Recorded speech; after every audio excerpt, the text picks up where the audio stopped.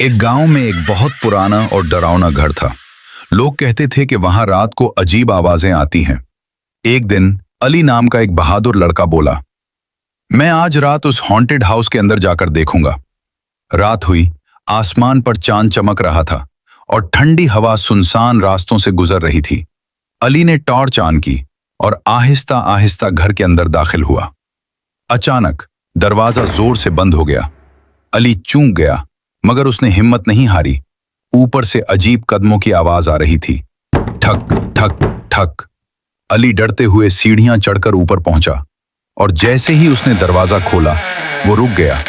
वहां कोई भूत नहीं था, सिर्फ एक बिल्ली थी जो खिड़की के पास बैठी थी। हवा से पर्दे हिल रहे थे और आवाजें भी वहीं से आ रही थी।